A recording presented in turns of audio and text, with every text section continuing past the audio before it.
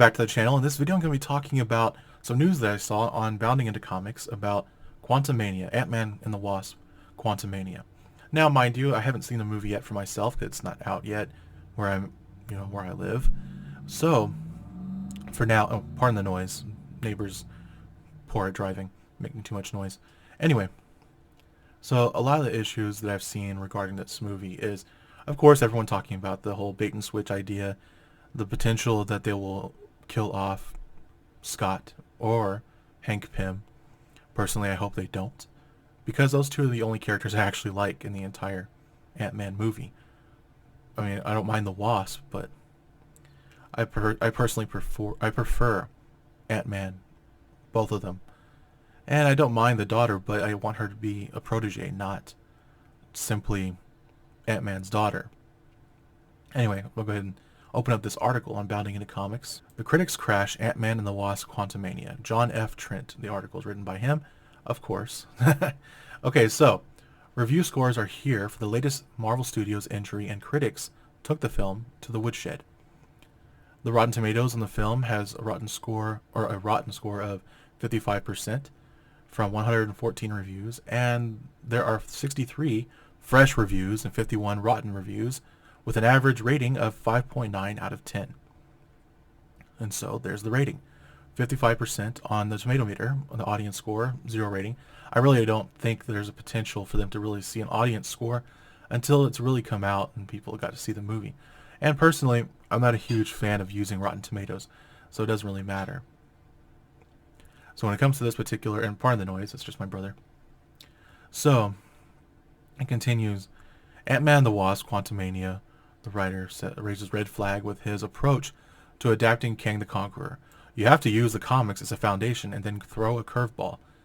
I don't like that. Personally, I think that you just use the character from the comics and then you write it in a way that best befits a live-action format. You do not have to actually make it a twist. When it comes to this, you're supposed to adapt the comic books. That's how they did it with Iron Man. That's how they did it with Captain America. Phase 1 was easily the best phase of the MCU. Now, I'm not going to be too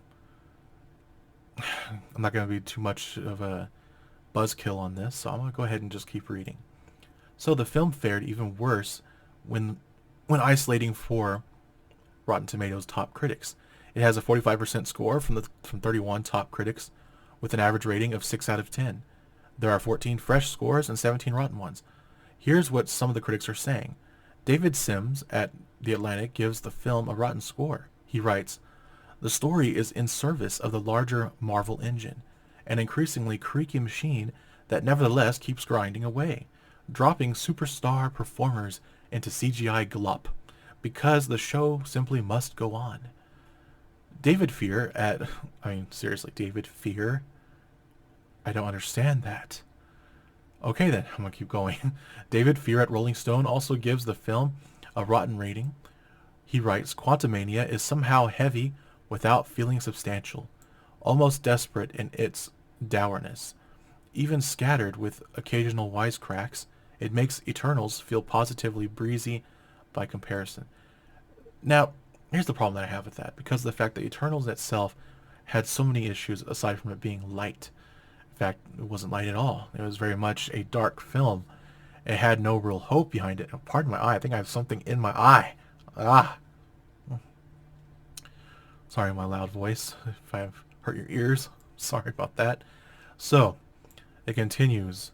David Pullen at Hot Button gives the movie a fresh score. However, he writes, "Way too much of the film feels like they took the story they wanted to tell and then amped it up to be bigger.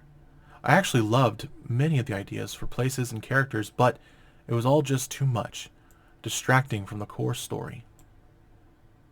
Look at that. I mean, that's a cool image right there, honestly. It's just great. But then again, it doesn't really look like Ant-Man anymore. It just looks like a basic sci-fi adventure. Kind of just Guardians of the Galaxy Ant-Man. I mean, that's Guardian of the Ant Galaxy. I mean, really, what do you call it? If someone can, I'm not trying to be mean here. The fact is, it doesn't look like Ant-Man. When you watch the first one, with the first Ant-Man, it's very clear what you're getting. It's kind of a Honey I Shrunk the Kids type of story.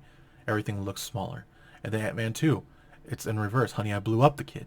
It's a continuation of that. In a way, it continues in this direction, where everything looks smaller, but you look bigger. And so the whole storyline fits a narrative of growing and shrinking. Granted, Ant-Man 2 was kind of dull. Ant-Man 1 was amazing. I mean, it was just the most entertaining movie I'd seen in a while. But it continues. Lupe Rodriguez Haas, okay, at Cinemovie.tv, gives the film a B rating. Haas writes, the third installment of the busiest movie of the Marvel trilogy, with tons of distracting CGI environments.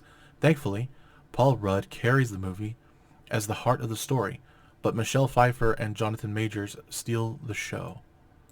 Okay. Brian Lowry at CNN gives the film a rotten score. He pens, Ant-Man and the Wasp Quantumania works on one key level, establishing Kang the Conqueror as a fully formidable and worthy villain. Yet with its plunge into inner space, okay, Ant-Man comes up short in almost every other way that matters. Lindsay Bear at the Associated Press gives the film a rotten 2.5 out of 4. She writes, Majors is certainly chilling and captivating, but Kang seems like a mismatched foe for a standalone Ant-Man film, and the result is Quantumania that is trying to be too many things. Now, I can agree with that. Personally, I think that it looks like too much. They squeeze too much into a story. If they were going to do I feel like Kang the Conqueror needed to be on a Fantastic Four movie, if anything. A first villain for the Fantastic Four. That would have been great. He's not really to me, in my opinion, he doesn't seem like an Avengers level threat. He seems like a Fantastic Four level threat. Personally, I could be wrong. The fact is, I didn't like the character to begin with. I do like the fact that he looks more like King the Conqueror in this image. I like the fact that he's not just simply blue-skinned. He actually is a person. However, it raises another question. Since King the Conqueror is actually the child of Reed Richards, I assume that means Mr. Fantastic is going to be black. I mean, I could be wrong, but that could be a strong possibility. If they were going to do that, maybe recast Idris Elba as Mr. Fantastic. I mean, I don't know. That'd be kind of cool, kind of interesting. But the fact is, I still like elements of the past Fantastic Four movies. Granted, they weren't great either.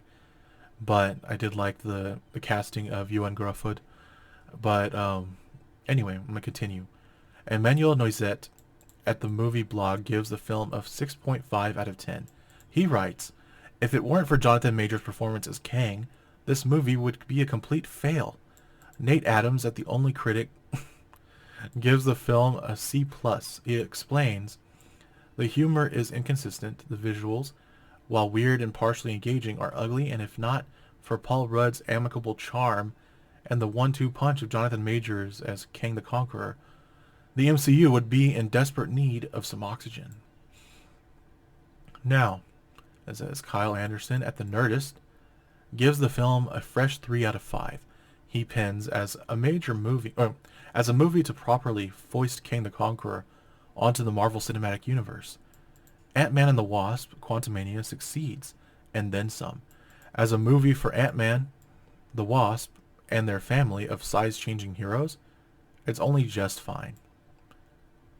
Would you look at that? Look at that environment. Okay. Yeah. So, over at Metacritic, the film has even worse critic score. It has an even worse film critic. Oh, forget it.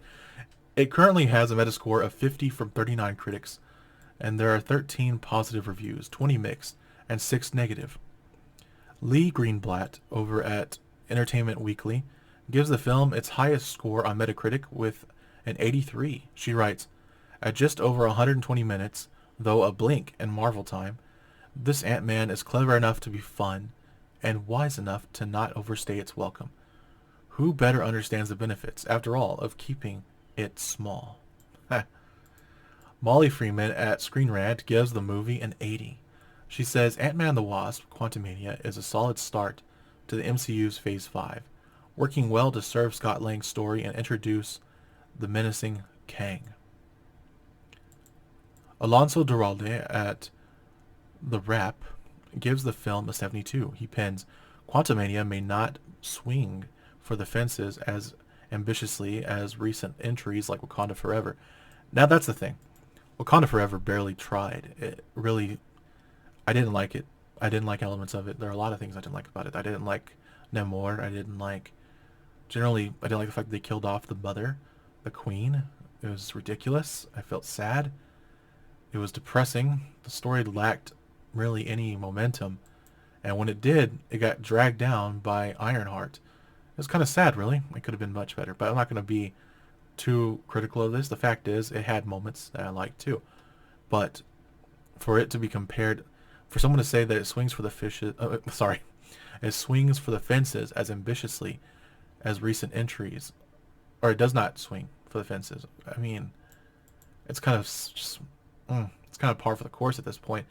And Doctor Strange into the Multiverse of Madness, or in the Multiverse of Madness, for it to be compared, and for it to say that it does less than, the fact is, if it does not swing for the fences as ambitiously as these, I do say there could be a problem, but only because of the fact that these barely even tried.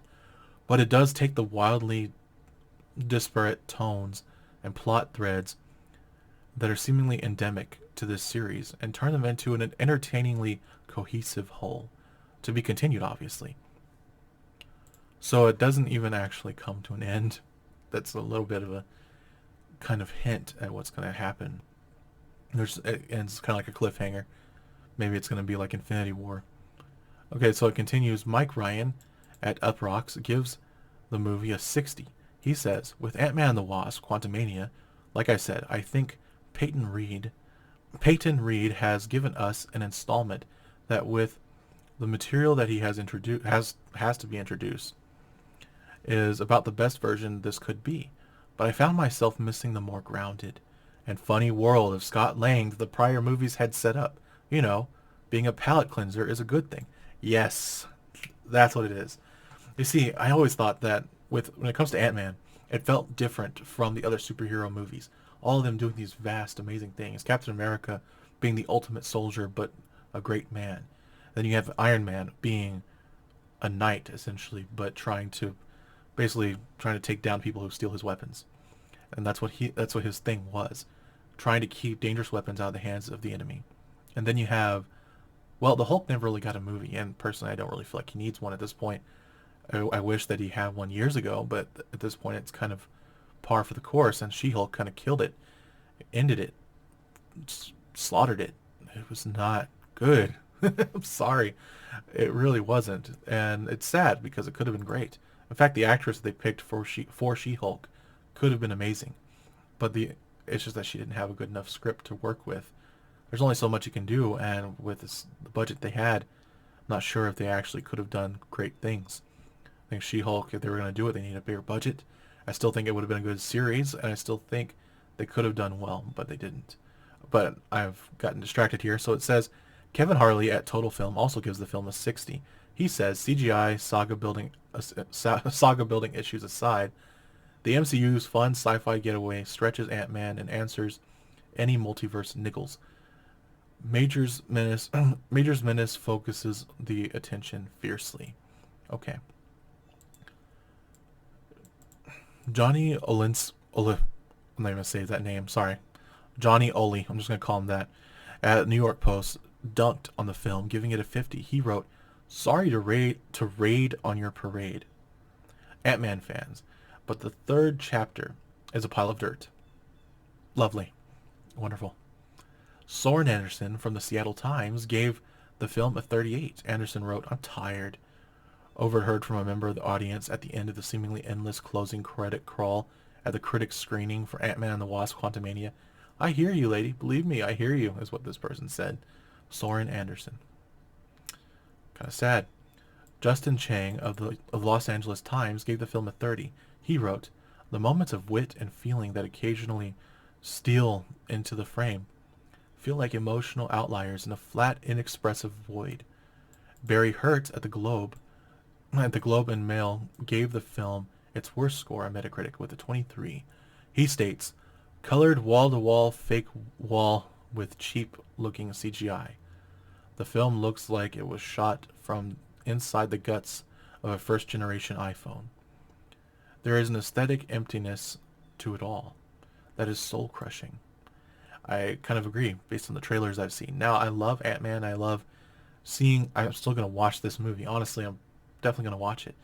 But I think that it would have been better if they had actually filmed it in like an actual city, or even I would have been happy in the desert. I mean, at this point. So it continues. According to Box Office Pro, the film is expected to make between 96 and 131 million in the opening weekend and go on to have a total domestic gross somewhere between 249 million and 347 million. However, while making these predictions, Box Office Pro noted, expectations should be managed when it comes to box office prospects until there is a clearer sense of quality and audience reception. For comparison, the first Ant-Man film, which released in July 2015, grossed 57.2 million in its opening weekend and went on to gross 180.2 million at the domestic box office. It finished with 518.8 million at the global box office. Factoring in inflation, the opening weekend gross would be 72.2 million opening weekend and a 227.4 million total domestic gross. Global gross would be 654.84 million. I mean, wow, that's a lot of numbers. Ant-Man and the Wasp Ant-Man and the Wasp surpassed the first film at the box office. It had an opening weekend of 75.8 million and a total domestic gross of 216.6 million. Its worldwide box office gross was 623.1 million. With inflation, it would be 90.3 million opening weekend and a 258.06 million total domestic gross. Its global gross would clock in at 742.36 million. Look at that image right there. Yep, seen that in the trailer. The overall storyline of Ant-Man Quantumania needs to stand out on its own.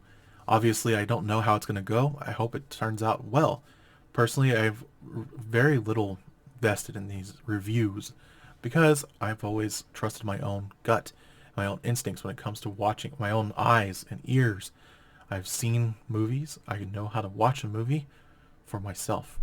So take of these reviews what you will. Personally, I'm going to watch it when it comes on Disney Plus. I'm going to watch it then. And honestly, I don't see anything wrong with just waiting.